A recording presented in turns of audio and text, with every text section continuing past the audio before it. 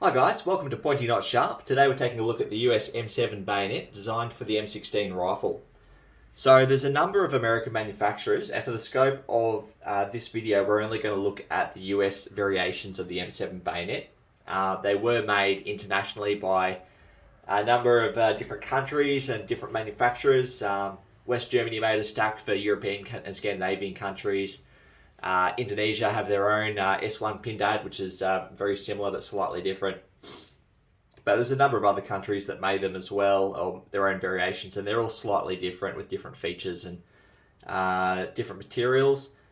But for the scope of this video, as I said, we're only going to cover off on the American-made M7 bayonets for America. So we're not even going to cover the slightly different variations made for other countries by the American companies.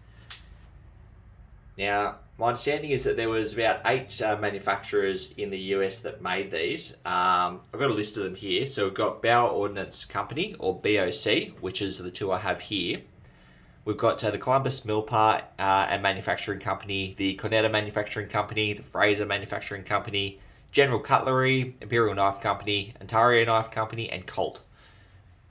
There were about 4 million of these made from 1964 until 2018. And the last production in 2018 was actually for the Afghan National Government, or Afghan National Army, sorry. And my understanding is that they've all fell into the hands of the Taliban now, so the most current and up-to-date version of the M7 bayonet is being used by the Taliban. Although I wouldn't be surprised if there's another batch that's been put in production for some other country as well. Now, all of these bayonets are pretty much the same, but there is a bit of difference in the scabbards. So there's 2 kinds of scabbards. You have the M8A1 scabbard, which is the same as what was used in the Second World War, made of fiberglass, painted in an olive colour, with a attached frog and wire hanger at the top. So these were used originally on the M3 fighting knife, all the other M series bayonets from the M5 forward to the M7 here. And these were used until they were eventually replaced by the M10 scabbard, which was a black plastic. I have an Australian one here in green that was also produced in the US. So try to ignore the colour for me and just imagine it in black. But this is what the M10 would have looked like, and this is the most current issue. It would normally have a wire hanger at the top, but this one's come off. So the beauty of these is they were manufactured really, really cheaply. So my understanding is the M8A1 scabbards were something like $4.80 to produce, whether the M10s were something like $2. And it was deemed that if a part broke on one of the M10 scabbards, you just throw it away and get another one because they're so cheap. So a bit of history into the blade itself. It's a pretty iconic shaped blade. It goes all the way back to World War II, if you're familiar with your fighting knives. So in the Second World War, the Yanks introduced the M3 fighting knife for soldiers who weren't issued with a bayonet. So a soldier who's carrying a BAR or a machine gunner or what have you, they'd be carrying an M3 fighting knife, which has the exact same blade profile as what we see here, with a different handle. And obviously made to not fit anything, so no muzzle ring or attachment device on the pommel. And it was a pretty popular design. It was an absolutely fantastic fighting knife, and it went on to influence bayonets after that. So in in the Second World War, the M4 bayonet was released for the M1 carbine, which is essentially what we have here, obviously with different attachments for the M1 carbine. And then from there it went on, the M5 bayonet was issued in 1953 for the M1 Garand to replace the old M1 bayonets, which were a bit big. They were a bit different again. They didn't have the attachment of the pommel. They had a push button up here. And they had a couple issues with the internal mechanism for the push button, so they replaced the M5 with the M5A1 shortly after. And then in 1957, the M14 rifle was released, and they again reintroduced the M6 bayonet, which was identical to the M5A1. Literally the only difference on it is it has a different stamp. Instead of saying M5A1, it says M6. And yeah, then in 1964, when the M16 came into service, the M7 bayonet came with it. and they've been in production ever since. It's still in production and use all around the world. So we'll take a look at the blade itself. I like to refer to this as the worst made excellent bayonet I've come across. So it's got a fantastically made blade. Just having a look at the construction there. This one's got a nice big chip in it. It's been used. Very, very sharp. Very, very sturdy. Obviously, blades on both sides, although the false edge blade's only running about halfway down.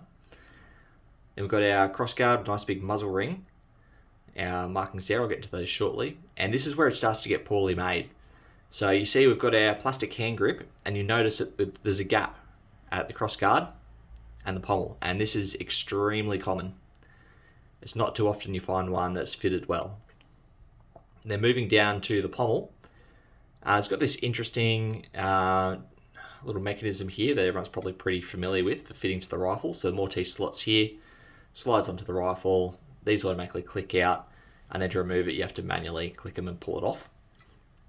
My understanding is that this device was selected after there were issues noticed with earlier bayonets where they could be removed by protesters or prisoners. They could reach forward, and there was I don't know if it was an actual issue, but it was identified as a potential issue. So they came up with a more convoluted mechanism for removing a bayonet from a rifle. Now, I can't verify that. That's something I've heard from not the most reliable of sources, but yeah, I'll take it with a grain of salt. And at the base of the pommel here, you've got the tang, and it's just been hammered in, essentially. So it's pretty crude. You've got a very clean cut hole around it, and then it's just been hammered flat to retain the pommel. So, excellent knife, or excellent blade, crossguard, handle is very well checkered, very sturdy, very solid, but then you've got these big gaps either side, and the very crudely hammered in tang. So that's what I mean when I say it's poorly made. The actual components are fantastic. And this other one here I've got is identical, just in better nick, it doesn't have the chip. Now you've noticed the number 19 on the handle of this one. So that's obviously not from the factory. That's something you'll find on issued bayonets. So when they're issued to a unit, they'll have a number of them in their armory, and they'll just use whiteout to chuck a number on the handle, call it a rack number or whatever you want to call it. Makes it easier to issue them out. When I served in the army, when I was in basic training actually, we had an armory in our unit, or in our platoon, and whenever we did our drill to get our weapons out quickly, you'd just be screaming out your number, or they'd scream out a number as they came out, and you just grab it. Put that back. So I quite like this one here with the chip and the number. It's got a bit of character. I got it really cheap because of that as well. Now taking a look at the M8A1 scabbard. So fiberglass body, you do find these with metal shapes down the bottom here. This one doesn't have one. And they've got the little hole there for cord or paracord, which they would have been issued with. I have an example of that here, as well as the metal shape. So I probably should have mentioned before, when this replaced the M6 bayonet, I've actually got an example here. So this is an M5A1, identical to an M6. And as you can see, it uses the exact same scabbard.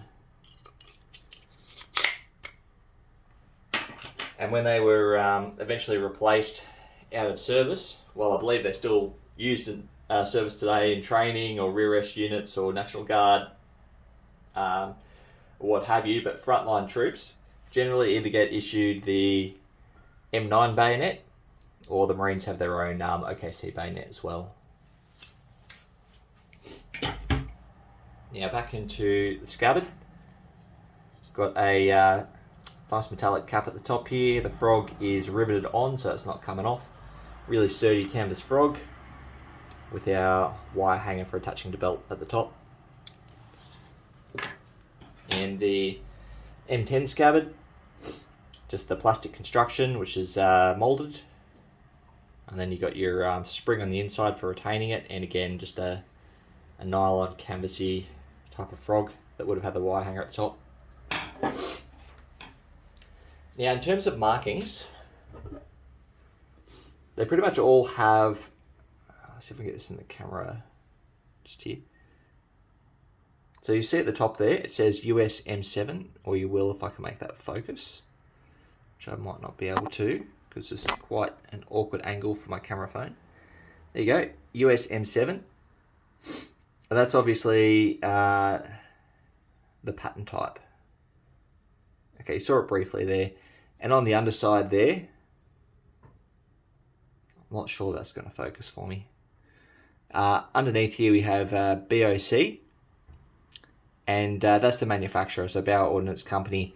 And obviously your other manufacturers would have their mark there, you know, Imperial or Colt or what have you. And those are the only markings you'll find on the bayonet itself. Like occasionally you'll find the Colt ones have markings on the actual blade. I don't have one of those, unfortunately. And then the scabbard will have M8A1 marked just in here. It's a bit hard to make out. And then, there you go. Underneath it you have the manufacturer's details. I haven't actually been able to figure out who this manufacturer is. I've got BMCO, so whoever the hell they are. There seems to be a bit of confusion as to who manufactured the old M8A1 scabbards. There was one manufacturer from World War II up until, I think, 1960 or so. I can't remember the exact year, but after that they were still produced, and it's a bit of a mystery who's actually produced them. In terms of the manufacturing of the bayonets, it's very, very well documented, and there's a lot of books out there and a lot of reputable sources, but it's a bit more difficult to figure out who made these. But yeah, there's plenty of good books out there for the M7. And then on the back of the scabbard, we've got a little injection molding number there, and that's like a little batch number with the manufacturer's details at the top. This one says VP. So I've been told that's another mark for the manufacturer, and underneath is like the batch number. Actually, no, it wouldn't be injection molding, so that must be wrong.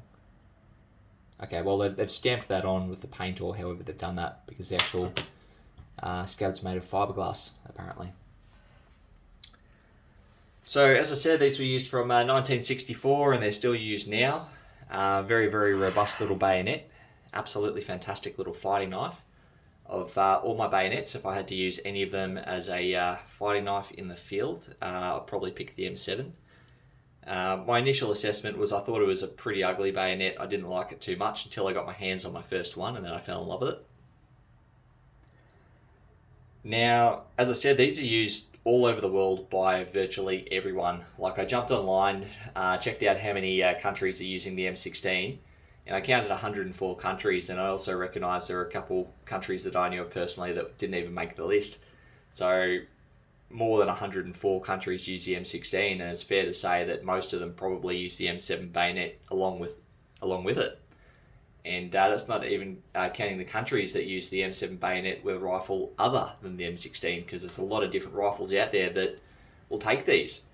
An example is the SS1 rifle in Indonesia uses their own version of the M7 bayonet, and in Australia they use their F88, which is like a Steyr rifle.